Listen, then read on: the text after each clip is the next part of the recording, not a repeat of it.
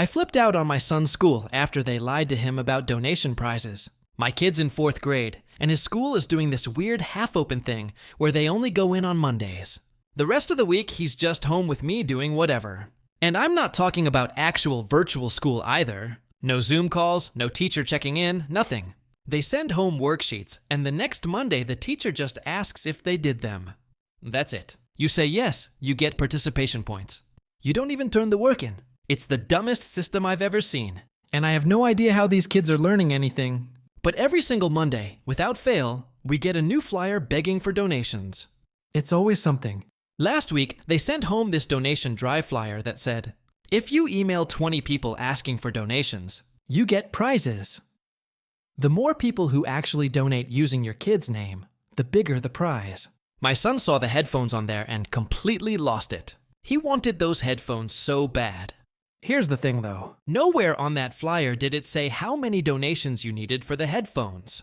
Just showed the prizes and said, email 20 people. So I called the school office to ask. The secretary told me 12 donations would get him the headphones. 12? I wrote it down and everything because I wanted to make sure. I sent out all 20 emails to family and friends. I felt annoying as hell doing it, but my kid was so excited. 14 people ended up donating. 14 more than the 12 we needed. My son was bouncing off the walls all week talking about his new headphones. He kept asking me when we'd pick them up, and I kept telling him Monday. Monday comes and we walk into the school. There's a table set up with prizes, and a couple teachers standing there with clipboards. We get to the front and give them my son's name and ID number. The teacher looks at her list and goes, "Oh, I'm sorry, but he doesn't qualify for any prizes." My son's face just drops. I'm confused, so I ask what she means. She says, in order to be eligible for prizes, you needed 20 donations first. The prizes started counting after you hit 20. So, if you wanted the headphones, you needed 12 donations on top of the first 20, 32 total. I looked around, and almost every kid was walking out empty-handed. Parents were mad. Kids were crying. My son just stood there, staring at the ground, trying not to cry in front of everyone. I told him to go wait outside with his dad. Once they were gone, I pulled the teacher and the principal over to the side. I told them straight up that what they did was messed up. You got these kids excited about prizes, had them beg their families for money, and then pulled the rug out from under them. These are 9 and 10-year-olds. You just taught them that trying hard means nothing, and that adults will lie to their faces. The principal tried to cut me off, but I wasn't done. I told them the secretary specifically said 12 donations for the headphones, not 32. 12. I called and asked before we did anything. They both just gave me this look like I was being difficult. And the principal goes, "I'm sorry you feel that way, but this is just how things are right now due to CO." That made me even more mad. I said, so lying to students is okay because of CO. Crushing their spirits is fine because of CO. You're only open 1 day a week. You don't do virtual learning the other 4 days like every other school in the area, but you have time to ask for donations every single week. That makes sense to you? The teacher looked uncomfortable, but didn't say anything. The principal just stared at me, so I turned around and walked out. My son cried in the car on the way home. He kept saying he did everything right, and I didn't know what to tell him because he did. He did exactly what they asked. My husband said I was being a Karen, that I should have just let it go, because life isn't fair, and our son needs to learn that. He said I made us look like those helicopter parents who freak out over everything, and now the school probably hates us. I didn't care. I was still mad about it 2 days later. Then yesterday, a package shows up. It's addressed to my son. Inside are the headphones and a note from the superintendent. The note said, "I'm very sorry for the actions of the school system and the confusion formed around the donation drive. We are trying to work with the families, not turn them away. Please accept this as an apology." My son ran around the house screaming when he opened it. He's been wearing those headphones nonstop since yesterday, even though they're not charged yet. He just likes having them on his 32. My girlfriend posted single girl summer loading while we were still together. I didn't comment. I just liked the post and started packing her things into storage. When she came home to an empty closet and a lease termination notice, her summer started earlier than expected. Original post. I, 29 male, was scrolling Instagram during my lunch break when I saw it. My girlfriend, Natalie, 27, had posted a photo of herself in a bikini with her friends at some rooftop pool. Caption, single girl, summer loading. Time to live my best life. No more settling. We'd been together 2 years. Living together for 8 months. I literally made her breakfast that morning. The comments were already pouring in. Yes, Queen, finally. About time he dumped him. Hot girl summer incoming. I sat there, sandwich halfway to my mouth, reading comment after comment from her friends, congratulating her on being single. Meanwhile, she'd kissed me goodbye 4 hours earlier and said, "Love you, babe." My coworker Nathan looked over. "You good, man?" I showed him the phone. His eyes went wide. "Bro, what?" "Yeah." "You going to comment?" "Nope. I liked the post." Then I went back to my sandwich. Nathan thought I was in shock. Maybe I was, but mostly I was doing math. Our lease had 3 months left. The early termination fee was 2 months' rent. I had $8,000 in savings. She spent her last paycheck on that rooftop pool party outfit. I finished my shift, went home to our apartment. Natalie wasn't there, probably still at the pool living her best life. Her stuff was everywhere. Designer purses she couldn't afford without my help. The PlayStation I bought, but she claimed was ours. The coffee maker she picked out, but I paid for. Started with her closet. Everything went into boxes. Methodical, calm, like packing for a move, which I guess it was her move. Found the lease agreement. We were both on it, but I was the primary. Read the fine print about lease breaking. Found the storage unit placed 2 blocks away. They had a promotion first month free. By 6 p.m., I had rented a storage unit, packed 6 boxes of her clothes, boxed her makeup collection that took up our entire bathroom counter, carefully wrapped her laugh wall decorations. I know. I should have seen the red flags. She texted around 7 at Becca's place. "Don't wait up," I replied. "Have fun." Kept packing. Found the birthday gift I bought her for next month. Expensive perfume she'd been dropping hints about. Returned it online while sitting on the floor surrounded by boxes. Update 1. Worked through the night. By morning, everything that was definitively hers was packed. 23 boxes total. The apartment looked sparse but clean, like when I first moved in before she arrived. Took the day off work. Rented a U-Haul. 4 trips to the storage unit. The guy working there raised an eyebrow at the amount, but said nothing. Gave me the lock and key. Natalie finally came home at 2 p.m. the next day. Still in yesterday's clothes, sunglasses on. Clearly hungover. Babe, crazy night. Becca's boyfriend brought his friends, and she stopped. Looked around the near-empty apartment. "What? Where's my stuff in storage?" I handed her the key and the address. First month's free. Her hungover brain struggled. "Storage? Why is my stuff in storage?" "Well, you're single now. Congrats on your summer, by the way." The sunglasses came off. "What are you talking about?" I showed her the Instagram post. Her face went pale, then red. "That was just, it didn't mean anything." "It was for the pics. You know how social media is, right? Which is why all your friends congratulated you on dumping me. I didn't tell them we broke up. No. So, single girl summer and no more settling means what exactly?" She tried to deflect. "You're overreacting. It's just an expression." "Cool, well here's another expression. Lease termination." I handed her the notice I'd filled out. "I'm ending the lease. 60 days notice starting today. You'll need to figure out where you're living for your single summer." "You can't do that. We're both on the lease. I'm the primary leaseholder. Already talked to the office. You can take over the lease if you qualify on your own. Spoiler alert, you need to make 3 times the rent." She made $2,200 a month at her retail job. Rent was $1,400. This is insane. Over an Instagram post, "Natalie, you announced to everyone we know that you're single while living in my apartment, eating food I buy, using utilities I pay for. You wanted to be single. Wish granted." She started crying, but not sad crying, angry crying. "You can't just throw me out. I have rights." "You have 60 days. That's your rights." Then came the bargaining. "Baby, please." "I'll delete the post. I'll tell everyone it was a joke." Already screenshotted. Plus, Becca reposted it to her story with "finally free." So, that ship has sailed. She switched tactics. Started yelling about how I was controlling, abusive, manipulative. How this proved she was right to want to be single. "Okay, so we agree you should be single." She grabbed her phone, started texting furiously. 20 minutes later, Becca and 2 other friends showed up. Madison and Jenna, the whole summer squad. Becca immediately started in. "Are you seriously kicking her out over a caption, 'Toxic much?'" She announced she was single. I'm respecting her. Decision. Madison jumped in. "It's called having fun. Not everything needs to be so serious, right?" And now she's free to have all the fun she wants somewhere else. Jenna tried the sympathy angle, But where will she go? That's a great question for single Natalie to figure out. Natalie was rage-packing what little remained. Toiletries, phone charger, the coffee maker. I let her think it was hers. I'm going to stay with my mom. She'll see how crazy you're being. Good idea. Tell Patricia I said hi. They left in a fury of door slamming and muttered insults. Becca shouted something about small dick energy. Madison said I'd die alone. Jenna just shook her head like I was pathetic. 20 minutes later, Patricia called. Update 2. Patricia. Natalie's mom started soft. Honey, Natalie's very upset. What happened? I sent her the Instagram post. Long pause. Ow, I see. She announced she was single while living with me. Patricia, she says it was just for fun with her friends. Would you stay with someone who publicly announced they were single? Another pause.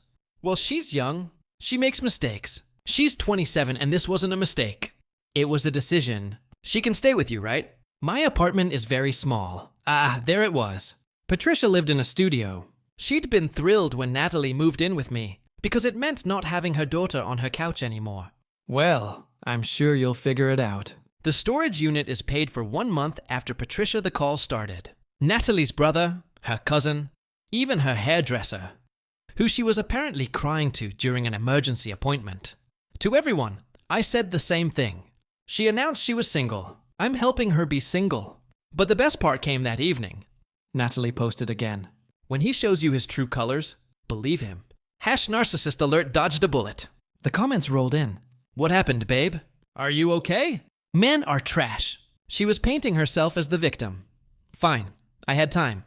I posted my own update. Just the screenshot of her single girl summer post with a simple caption. When someone tells you they're single, believe them.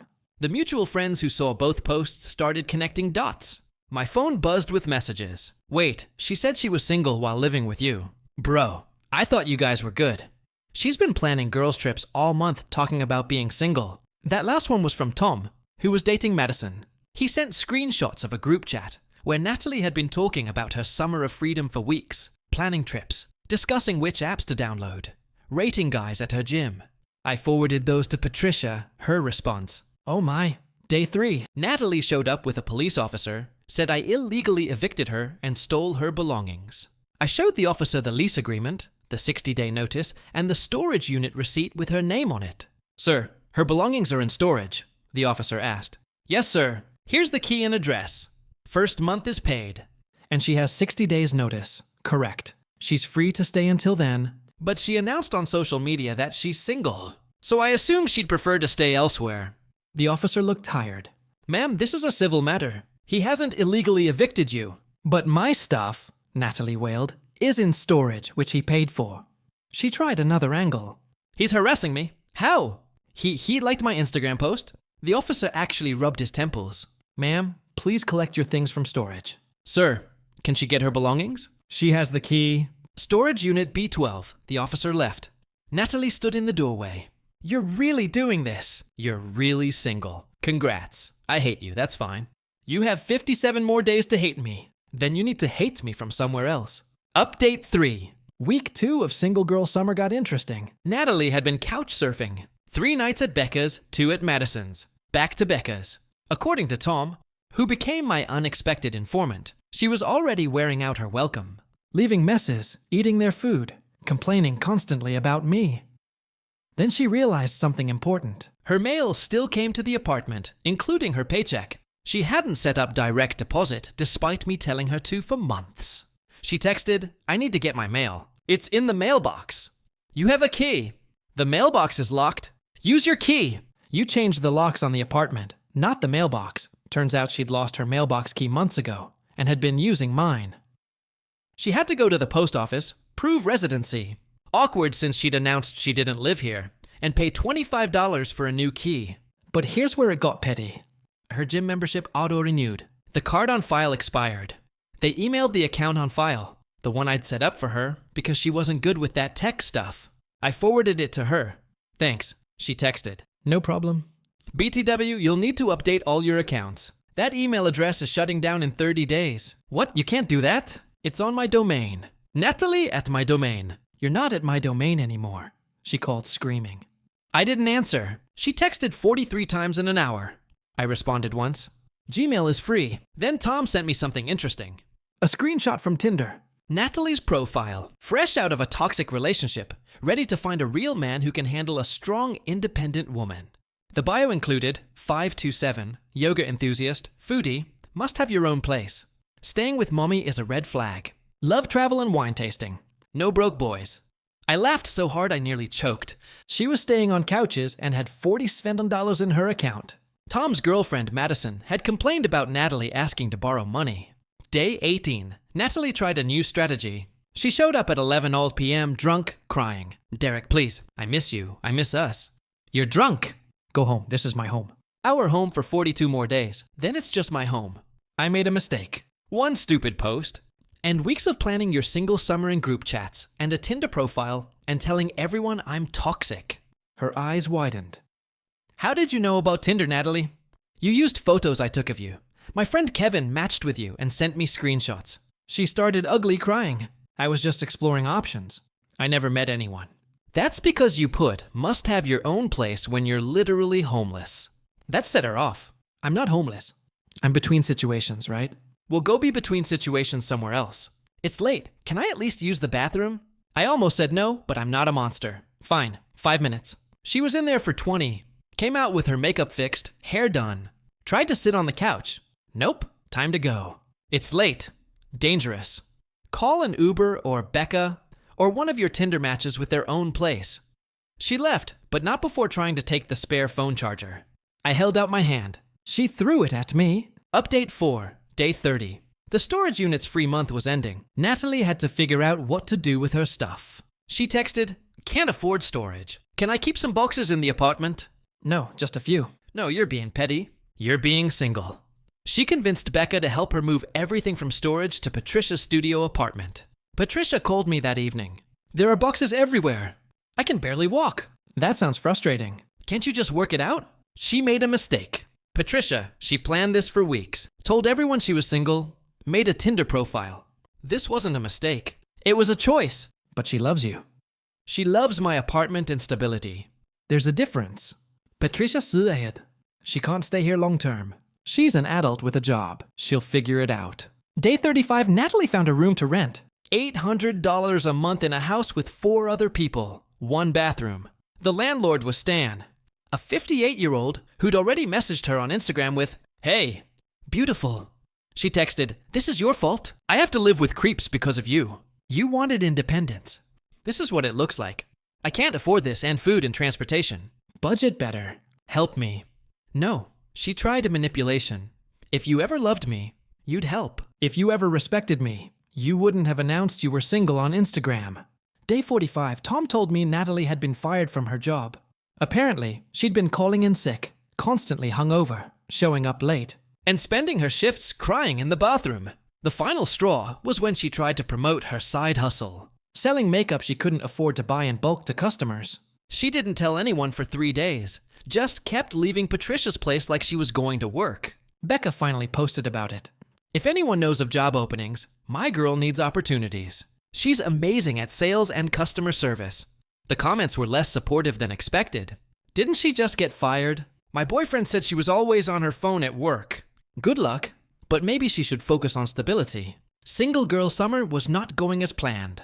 Day 50. I got a formal-looking email. Natalie had hired a legal advocate, not a real lawyer, just some paralegal she found on Craigslist, demanding I pay her moving expenses, emotional damages, and relocation assistance. I forwarded it to my actual lawyer friend, who laughed and sent back, tell her to pound sand, legally speaking.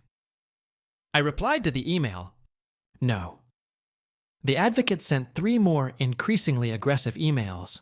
I responded to each with no. Final update. Day 60, lease termination day. I'd already signed a new lease for the apartment. Just me this time. Got a better rate too, since I'd been a good tenant for 3 years. The landlord even thanked me for handling the situation maturely. Natalie showed up one last time with Becca and a borrowed pickup truck to get the furniture she claimed was hers. I had receipts ready. The couch. Here's the receipt. I bought it. The TV stand. Receipt. Mine. The bed? Definitely mine. Receipt from before we met. She ended up with a lamp she bought at a garage. Sale and a throw pillow. Becca tried one more time. You're really going to let her leave with nothing? She left with what she came with. Nothing. You're heartless. I'm single just like she wanted to be. As they were leaving, Natalie turned. I loved you. You know. No, you love the lifestyle. There's a difference. I hope you're happy alone. Happier than I was pretending she wasn't planning to leave me while sleeping in my bed. She started to say something else, then stopped. They left. That night, I saw her final Instagram post about the situation. Chapter closed. Sometimes the universe removes people to protect you. On to bigger and better things. I wrote new beginnings. Blessed 37 likes. Down from her usual 200 plus. Even her followers were tired of the drama. Tom messaged me a week later. Natalie had moved back to her hometown 3 hours away, living with her dad and his new wife, working at a call center. No rooftop pools, no brunches, no single girl summer. Madison had apparently said she fumbled so hard. Derek was like the best thing that ever happened to her, and she threw it away for Instagram likes. Even Becca had admitted maybe announcing you're single while living with your boyfriend wasn't the smartest move. As for me, I'm good. Apartment's peaceful. Rebuilt my savings. Actually started dating someone. Met her at a coffee shop when she complimented my book choice. She doesn't have Instagram. Found out last month that Natalie tried to come back. Showed up at my building but couldn't get in. Changed the entry codes. Left a letter with the doorman about how she'd grown and learned and deserved a second chance. I didn't respond, but I did hear from Patricia. Natalie's still in her hometown. Still single. Still posting about being a boss babe and knowing her worth while selling protein shakes to her high school classmates. The kicker, her bio still says no settling.